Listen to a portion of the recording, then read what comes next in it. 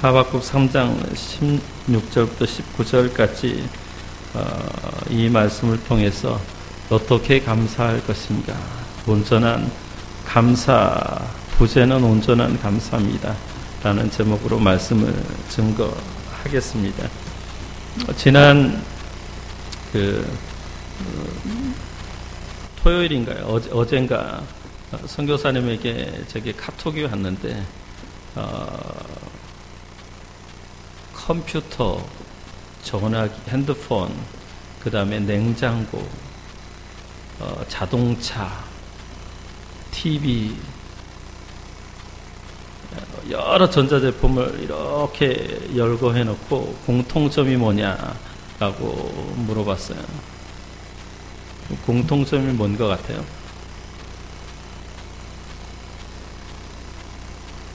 컴퓨터나 핸드폰이나 TV나 자동차나 좋은 집이나 이런 것들은 우리 한 세대 전의 사람들이 인생의 삶의 목표로 삼았던 것들이에요. 좋은 집을 갖기를 원했고 또 좋은 차를. 지금은 아이들이 핸드폰 근데 그거 가져보니까 실상을 그거 가져보니까 별로 행복하지 않아요. 저는 우리 은진이가 어렸을 때 친구들은 아파트 산다고 아빠 우리도 아파트 살면 어때요? 그런 얘기를 한 적이 있어요. 그래서 제가 그때만 해도 아파트 살 일이 없는 것 같아가지고 야 네가 기도해봐라. 혹시 하나님은 애들이 기도하면 잘 들어줄지 모르니까 아파트 줄지도 모르겠다. 그 단독주택 살 때 있잖아요. 비가 오면 물이 이렇게 새가 신발이 구두 하나밖에 없는데 출출 넘쳐가지고 젖은 신발 가지고 교회를 갔던 적이 있어요. 그렇게 제가 설교했더니 어떤 분이 은혜 받아가지고 구두를 사줬던 그런 적도 있는데 단독주택 살다가 아파트 사니까 참 좋았어요. 근데 그게 오래 가지 못합니다. 그 깨끗한 집이 지금 한 6년 거의 가까이 되는데 이제 내년에 재계약하는데 그것도 별로 만족감을 주지 못해요. 여러분 좋은 차 지민이 같은 경우 핸드폰 아마 G3로 주면 좋아할까? 근데 그것이 며칠 가지 못해요. 전자제품이라는 거 인생의 목표로 삼았던 거 심지어 뭐 좋은 대학에 가고 또 정말 인기 스타가 되고 많은 돈을 벌어도 그게 인생의 어떤 행복을 가져다 주지 않습니다. 우리 목표는 뭐가 되냐면 여러분 인생은 철저히 물질이 돈이 행복을 가져다 주는 게 아니에요. 인간은 영적인 존재예요. 하나님께서 우리 아담을 지으실 때 흙으로 지으시고 그 안에 생기를 불어넣어 주셨어요. 인간의 만족은 뭐냐면 영원한 하나님이 나타나서 영의 음성을 들려주고 이 하나님 말씀을 통하여서만 정말 감동을 받고 영혼이 살아나고 새 소망이 넘치는 거예요. 세상에 여러분이 그 아무리 뭐 대통령 할아버지가 된다고 해도 아니면 뭐 비행기를 타고 전 세계에 일주를 한다고 해도 행복을 가져다 주진 못해요. 그것이 감사의 조건은 아니에요. 수많은 그런 유명한 사람을 만난다고 해도 감사할 수는 없습니다. 그래서 여러분 이 추수감사 주일에 정말 우리가 이제 하나님의 자녀된 것이 가장 큰 감사의 조건이라는 것을 믿으시기 바랍니다. 그리고 이 성경 말씀이 전해진 말씀이 믿어진다라는 게 이게 기적인 거예요. 오늘 추수감사절인데 추수감사절은 사실은 성경절기로 얘기하면은 성경은 이제 농사 지었을 때 기록된 거잖아요. 농경사회에서 그때는 이렇게 제가 어렸을 때만 해도 대한민국 사회는 거의 80-90%가 다 농사를 지었어요. 그래서 이 추수감사절의 의미가 그냥 새록새록 다가왔습니다. 농부들에게 있어서 뭐 벼를 심고 그 벼를 이제 낫으로 자르고 그 다음에 탈곡하고 그리고 말리고 그리고 그것을 시장에다 팔고 하는 것들이 하나하나 다 생명, 땀과 눈물이 들어간 거예요. 저도 농사 지역 와서 알지만 벼를 그렇게 이제 탈곡해가지고 말리는 데 있잖아요. 심지어 도로에서, 여러분 큰 도로에서 뭐 며칠씩 이렇게 거기서 자야 돼. 왜 자야 되냐면 혹시라도 누가 가져갈 우려가 있었어. 지금은 뭐 이렇게 시골에 이렇게 뭐 벼나 아니면 깨나 아니면 뭐 고추나 이런 것들을 도둑질하는 사람들이 있다고 해요. 그러니까 농경사회에는 그 농사 지은 것에 대한 소득의 10분의 1을 감사하는 절기가 수수감사절이었습니다. 그 우리에게는 뭐냐면 한 해 동안 우리 삶에서 모든 부분에서 여러분들 1년이 지나면 지금 지민이는 1학년이죠. 그죠? 1학년이면 내년에 1학년으로 머물러 있어요? 아니면 2학년 올라가요? 안 올라갈 수도 있지. 올라가요.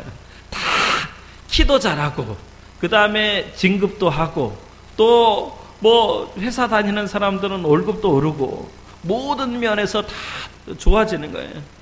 다 그것에 대해서 하나님 앞에 감사해. 심지어는 나이가 들어도 여러분 건강을 유지한다라는 게 하나님 앞에 감사의 조건인 줄 믿습니다. 제가 이번 주에 제 친구 그 아버님이 돌아가셔서 전라도 광주에 갔다 왔는데 85세에 돌아가셨는데 돌아가시기 전에 이제 한번 뇌경색으로 쓰러지셨는데 뇌경색으로 쓰러지신 다음에 이렇게 조심해야 되는데 그때도 계속 술을 마셔가지고 다시 쓰러져가지고 전혀 못 일어난 채 한 몇 년을 수년을 그렇게 있다가 돌아가셨는데 85세로 돌아가셨다라고 하더래요. 그걸 보면서 또 이번 주간에 여러분 신해철 씨가 이제 갑자기 젊은 나이 46살 만으로 46이니까 아마 47 저보다는 한 살 정도 젊은 것 같아요. 갑자기 건강하던 사람이 갑자기 병원에 가서 돌아가시는 거예요. 그러니까 건강하다라는 것이 하나님 앞에 감사의 조건입니다. 그러니까 현대인들은 이게 감사가 잘 없는데 우리가 숨 쉬고 또 모든 삶 속에서 건강하고 모든 일들이 내 뜻대로 되지 않는다라고 해도 하나님 앞에 감사해야 될 줄로 믿습니다. 그래서 오늘 성경 말씀을 통해서 어떻게 감사할 것인가, 온전한 감사가 뭔지를 한번 살펴보고 은혜를 나누는 시간이 되기를 바랍니다. 오늘 말씀의 하박국 선지자는 어떤 모습으로 하나님 앞에 감사드리고 있습니까? 하박국 선지자의 이 내용은 참 처참한 것 같아요. 아마 도저히 감사할 수 없는 상황에 처해 있는 것 같습니다. 당시 바벨론이라는 엄청난 제국이, 그러니까 로마 이전에는 바벨론의 그런 제국이 찬란한 문화였어요. 그래서 이 바벨론이라는 제국이 그 하박국이 살고 있는 유다 나라를 침략했습니다. 침공했습니다. 그래서 바벨론이라는 나라가 유다를 침략함으로 말미암아서 유다가 지금 멸망당하는 그런 상황 가운데 이 하박국서를 기록하는 거예요. 여러분, 사람들이 살아가면서 나라가 망한다. 이거는 그 어떤 것보다 더 큰 소름이에요. 회사를 경영하다가 회사가 망하면 하늘이 무너지는 것 같죠. 땅이 꺼지는 것 같죠. 교회도 마찬가지입니다. 여러분, 교회 하다가 뭐 한 사람 한 사람 떠나면 어떻게 되느냐. 저는 지난 2년 동안 하나님께서 저에게 주신 음성이 있어요. 주신 음성이 뭐냐면 새술은 새 부대에 넣어야 된다라는 음성이에요. 왜냐하면 지금 있었던 분들은 다 떠나야지만 새로운 우리 김성종 성도님과 김희천 성도님을 빼고 나머지 사람들은 다 떠나야지만 새로운 교회가 된다라는. 근데 한 사람 한 사람이 떠날 때, 특별히 우리 이승철 집사님 떠난다고 했을 때 저 일주일 동안 밥도 제대로 못 먹고 참 하나님 해도 너무 하신다고 그렇게 하나님 앞에 기도하고, 어제도 끙끙 앓다가 이제 제가 하나님 앞에 기도한 내용이 하나님 다 지나가는 거. 어제 제 아내가 뭐라고 얘기하냐면은 이제 한 분이 이제 군사님 되시는 분이 교회를 떠났는데 정착을 못하고 있어서 전도하라고 저한테 그분을 만나자고 해서 제가 갔습니다. 그래서 이제 우리 집사님 떠나고 또 새로운 분이 오시나 보다 해서 갔는데 이분이 뭐라고 얘기하냐면은 목사님 교회는 한 번만 가겠습니다. 아주 가는 게 저를 만나러 왔기 때문에 한 번 왔기 때문에 한 번 가겠습니다. 그리고 놀러 간다는 거예요. 어제 설악산 놀러 간다는. 권사님 되신 분이 어제 놀러 가서 난 그래도 주일 성수는 하나보다 했는데 오늘까지 있는다는 거예요. 그래서 열심히 신앙생활 하십시오라고 얘기했습니다. 또 한 것은 어떤 거냐면은 이제 며칠 전에 제 후배 목사님한테 전화가 왔는데 자기 교회 이제 성남에 있는 큰 교회인데 바자회를 했는데 소다라는 구두가 있는데 자기 교회 상무님이 나오는데 무상으로 엄청나게 이제 구두를 줘가지고 구두가 200켤레 정도 남는다고 목사님이 받으셔가지고 그걸 전도용으로 쓰든지 아니면 팔아 쓰든지 하시라고 그래서 우리 교회는 사람 하나도 없어서 난 받을 수가 없다. 난 그거 200켤레 받아가지고 참 누구 주기도 내가 주려고 하면 우리 교회 성도들 해서 기껏 해봐야 다 해도 아는 사람 해서 50켤레 정도 되는데 200켤레는 부담스럽다. 나 고민된다. 그래서 아내한테 물어봤더니 그냥 받을까? 라고 얘기해서 다시 그래 그냥 보내줘. 또 기다렸는데 안 와요. 그래서 다시 전화를 해봤죠. 전화를 했는데 뭐라고 얘기하냐면은 구두가 너무 잘 팔려가지고 좋은 거는 다 나가고 나쁜 것만 좀 있어서 그걸 보낼 수 없다. 그래서 잘했다. 사실은 그거 소화하기도 부담스럽고 아니면 우리 승철 집사님이나 다른 사람들 아니면 제가 있는 정륜교회 부교육자들 또 내곡교회 내 친구들 해서 제가 사실은 50켤레 정도는 소화할 수 있는데 150켤레는 이 조도 걱정인 거예요. 조도. 그래서 집사람 보고 저쪽에 보니까 그 이마트 앞에 벼룩시장 하는데 그 하나에 10,000원씩만 팔아라 라고 했는데 그건 내 생각일 뿐인 거예요. 거기서 너무 잘 팔려가지고 여기 주지 않아서 제가 이따가 집에 돌아갔는데 뭐라고 얘기하냐면 당신 정말 실망되겠다. 전도된다고 하는 사람이 전도 안 되고 그 다음에 또 200켤레를 주기로 했는데 또 안 주고 도대체 하나님은 어떤 분이냐 줬다가 뺏는 분이냐라고 얘기하더라고요. 여러분 정말 하나님은 정말 우리 삶 속에서 보면 정말 어쩔 때는 실망스러울 때도 있어요. 저에게도 주신 분명한 어떤 꿈속에 보여준 비전도 있고 확실한 것들도 있는데 지금 상황을 보면은 정말 처절하죠. 아마 하박국 선지자의 상황보다 어떻게 보면 더 나쁜 상황일 수 있어요. 여기 보십시오. 내가 들었으므로 내 창자가 흔들렸다. 이런 어떤 좋지 않는 소식을 들을 때요. 평신도는 평생 그런 걸 경험하지 못합니다. 저는 우리 선배 목사님들이 성도들 한 사람 한 사람이 떠날 때 얼마나 정말 애간장이 녹는다는 말을 저는 여러 차례 지금 장로님 떠나면서 그다음에 우리 집사님 떠나면서 또 김창훈 집사님 가장 떠나면서 겪었습니다. 속이 썩는 것 같은 그런 고난이 있는 것이죠. 그래도 여러분 어떻게 해요? 성도는 떠날 수 있지만 목회자는 떠날 수 있어요, 없어요? 성도하고 목회자는 사명이 달라요. 성도는 목회자 마음에 안 들고 교회 마음에 안 들고 교회 초라하는 것 같으면 얼마든지 가능해요. 근데 목회자는 떠날 수는 있어요. 근데 절차가 복잡해. 다시 목회자를 청빙해야 되고 또 맡기고 또 자기가 어디 가야 될 그런 임지가 있어야 되고 그래서 그것이 쉽지 않습니다. 그러면 하박국 선지자가 나라가 망한다는 소식을 들을 때 불평했느냐? 그렇지 않은 거예요. 환난 가운데 하나님 앞에 감사했습니다. 여기 보십시오. 16절 말씀 보면 내가 들었으므로 내 창자가 흔들렸고 그 목소리로 인하여 내 입술이 떨렸도다. 우리를 치러 올라 하는 환난 날을 내가 기다림으로 내 뼈에 썩이는 것이 들어왔으며 내 몸은 내 초소에 떨리는도다.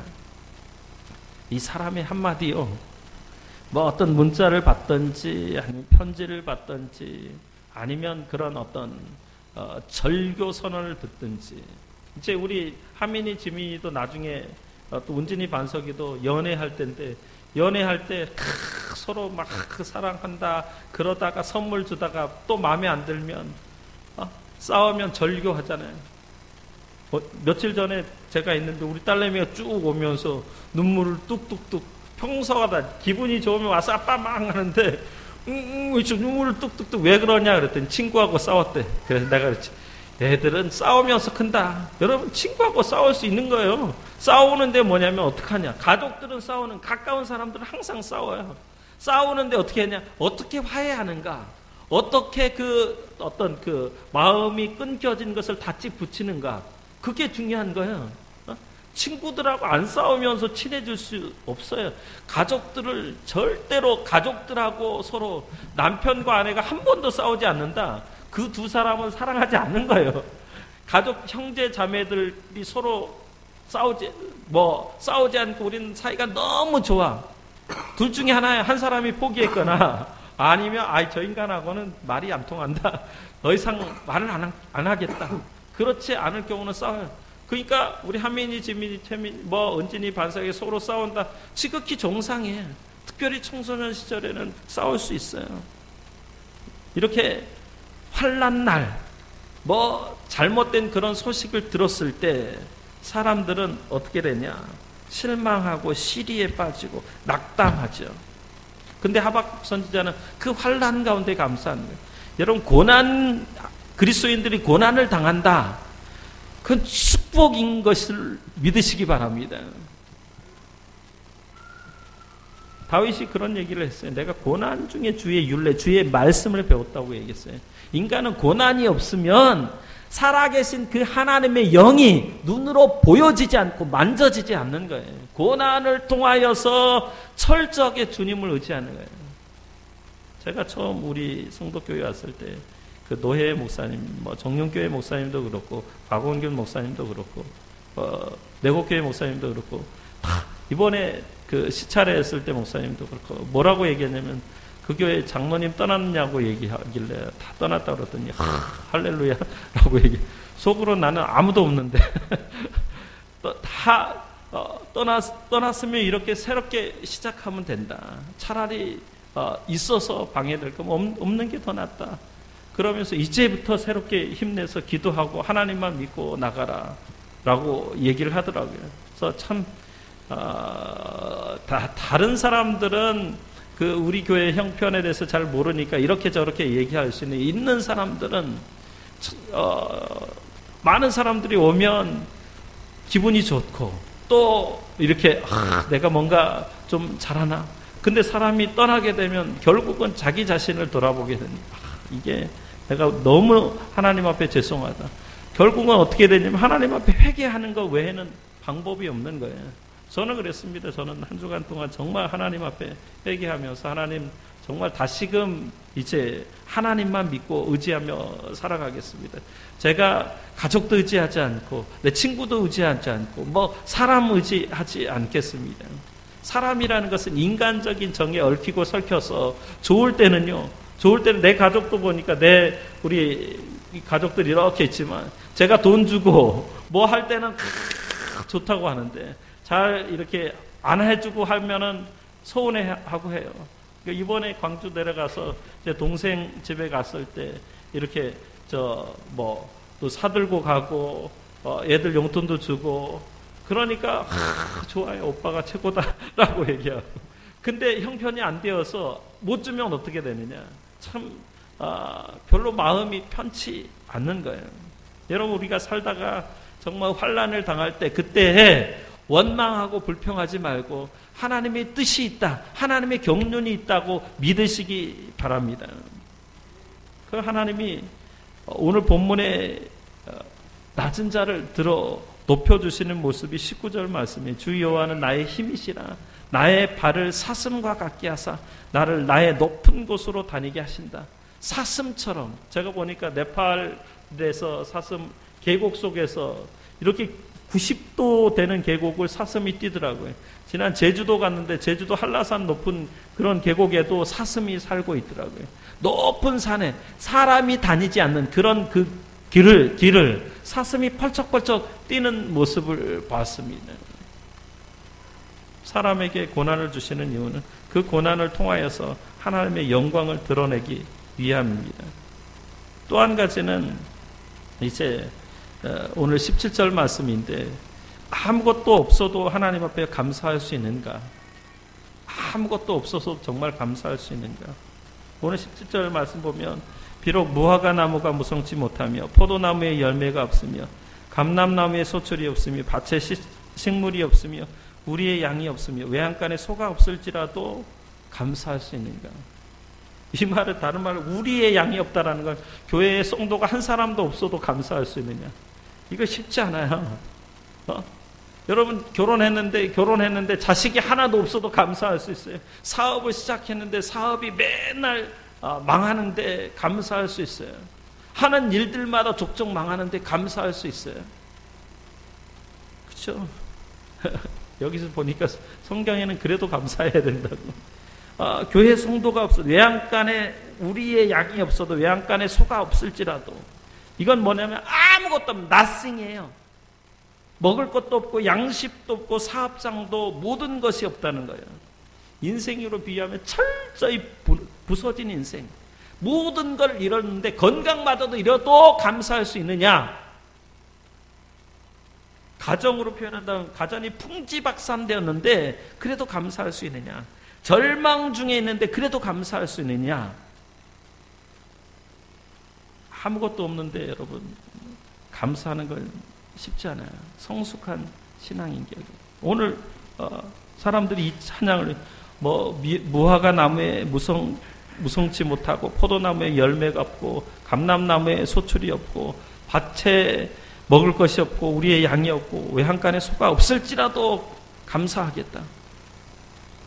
사실은 이 성경의 모든 인물들 보십시오. 모세 같은 사람은 40년을 애굽의 궁정에서 이집트의 왕자로 자랐습니다. 그런데 그 이집트의 왕자의 그 권세를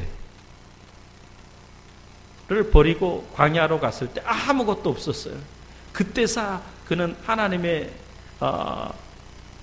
손에 붙들리고 지팡이 하나 들고 홍해를 가르는 위대한 역사를 이루게 됩니다. 야곱을 보십시오. 자기의 집에서 외삼촌 밧다나람까지 갈 때 이제 그가 광야에서 돌베개를 하고 잠을 자는데 꿈에 사닥다리가 오르락 내리락. 이 사닥다리가 상징하는 것이 뭐냐면 하나님의 임재, 하나님의 약속. 우리 인생 가운데 아무것도 손에 보이지 않고 잡히지 않아도 하나님이 비전을 주시면 그 비전을 믿고 따라가면 하나님께서 아름다운 결과를 도출해 주실 줄로 믿습니다.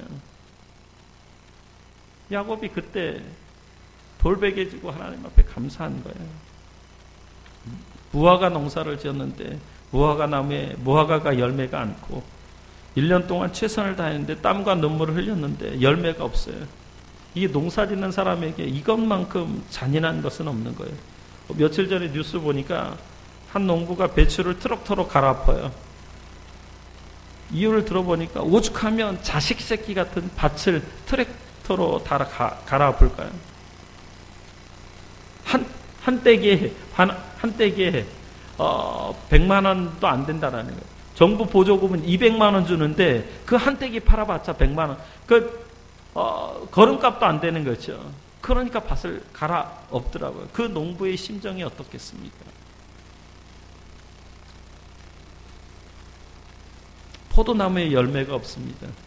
주님이 뭐라고 얘기했냐면 나는 포도나무요 너희는 가지니. 근데 열매가 없어요. 이 말을 다른 말로 얘기하면 우리가 가지인데 포도나무 대신에 주님께 잘 붙어 있어도 열매가 없을 수 있다라는 거예요. 오늘날 현대교회에, 그러니까 우리 성도교회의 비유로 주신 말씀일 수 있어요. 정말 범죄하지 않았어도 열매가 없을 수 있습니다. 감람나무에 기름이 없을 수 있고요. 밭에 식물이 없고 우리의 양이 없고 외양간에 소가 없고 아무것도 없을 수 있어요. 그런데도 감사하겠다는 거죠. 이왕이면 여러분 정말 아무것도 없는 가운데 감사하면 그 하나님이 그 감사를 받으시고 더 귀하고 복된 것으로 갚아주실 줄 믿습니다. 세 번째 마지막 감사는 뭐냐면, 감사의 본질은 뭐냐면 왜 우리가 감사해야 되느냐. 곰곰이 한번 생각해 보십시오. 우리를 구원해 주신 그 하나님의 은혜에 대해서 감사하는 거예요. 어차피 인생은 한 번 왔다가 한 번 가는 것이 인생입니다. 그가 왕으로 태어났던, 아니면 왕후 장상을 했던, 엄청난 위대한 업적을 남겼던 다 이 세상을 떠날 사람들이, 성경 말씀에 인생이 70이요 강건하면 80이라도 그 연수의 자랑은 수고와 슬픔뿐이다. 수고로운 삶, 슬픔의 삶을 살다가 하나님 앞에 가야 되는데, 하나님을 믿는 사람들은 영원한 천국으로 내세에서 영생 복락을 누립니다. 그러나 이 땅에서 하나님을 믿지 않는 사람들은 구원받지 못했어요. 그들은 버림받은 사람들이에요. 그래서 유기라고 해요. 버림받았어요. 그들은 지옥에서 영벌의 고통을 누립니다. 지옥이 얼마나 고통스러운지, 구더기도 죽지 않는 것이라고 얘기했어요. 구더기도 죽지 않는 것이 지옥이에요.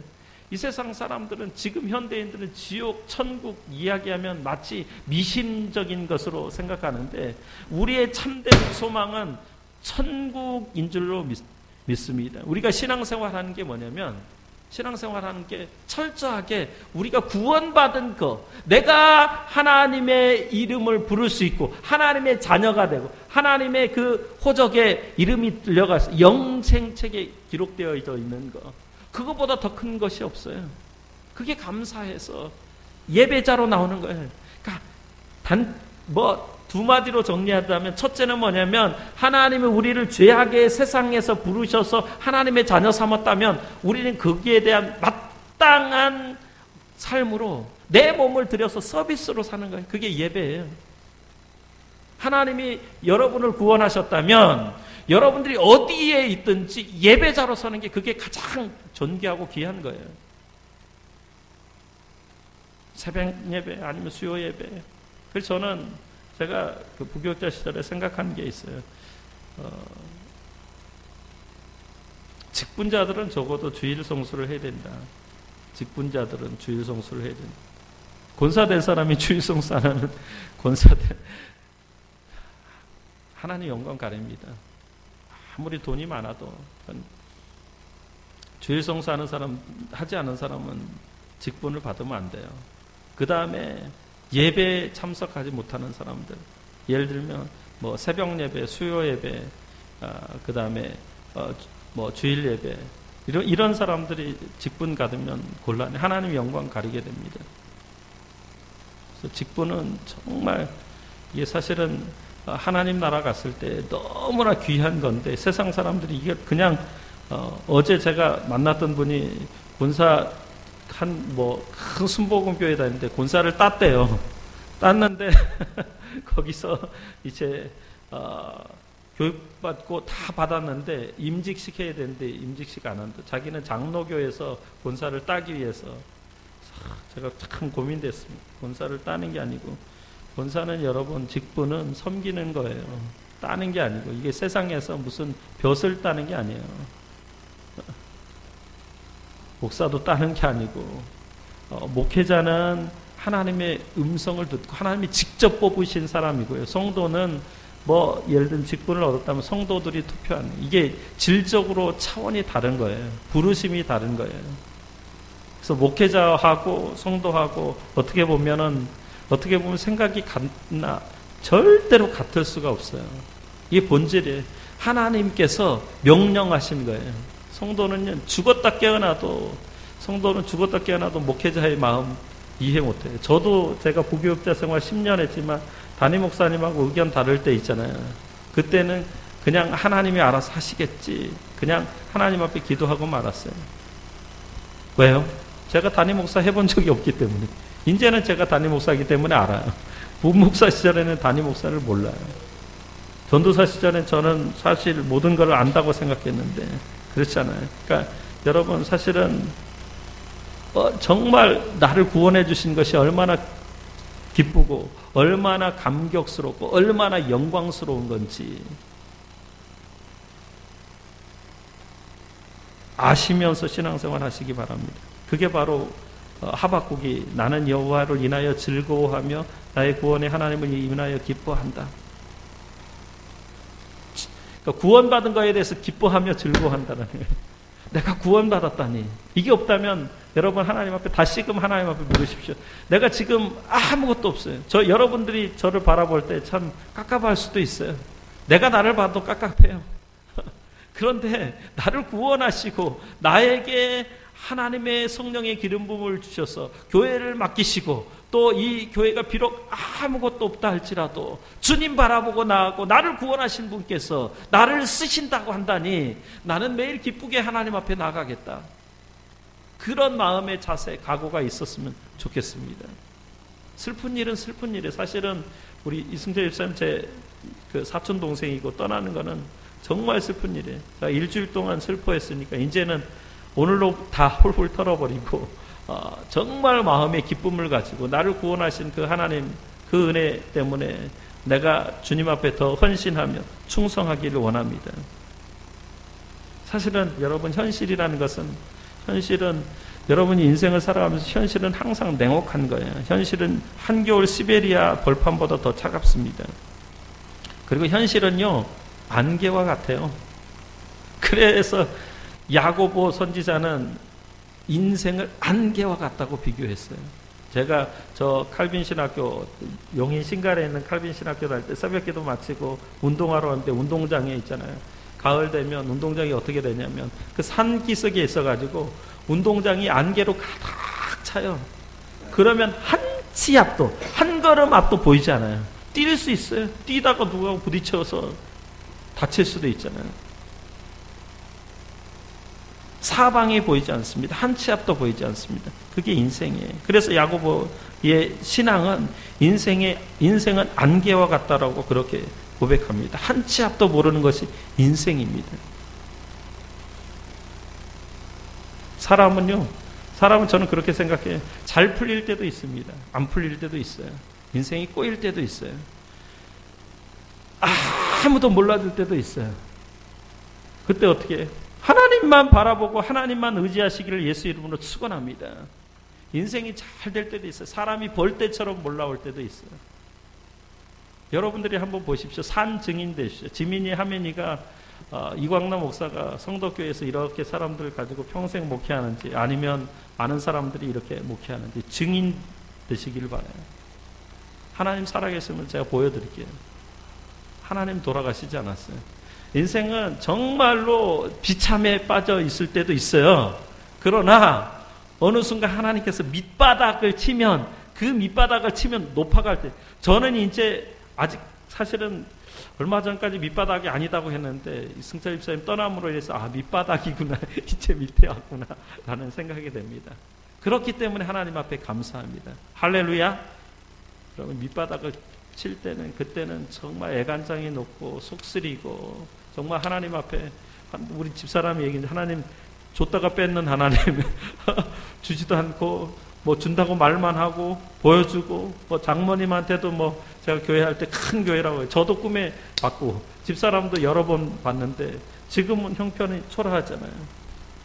그럼에도 불구하고 하나님께서 여러분 저를 구원하시기 여러분 한 사람 한 사람을 구원하신 게 그 모든 것보다 더 큰 은혜인 줄 믿습니다. 우리가 니라서 천국에 가요. 우리가 누구인데 우리가 스스로 우리 자신의 꼬라지를 알잖아요. 내가 얼마나 하나님 앞에 범죄했는지 여러분 스스로가 알잖아요. 머리끝부터 발끝까지 죄로 물들어 있잖아요. 근데 하나님이 십자가에서 내 죄 때문에 피 흘려 죽으신 거예요. 그러니 내가 감사 안 할 수 있나요?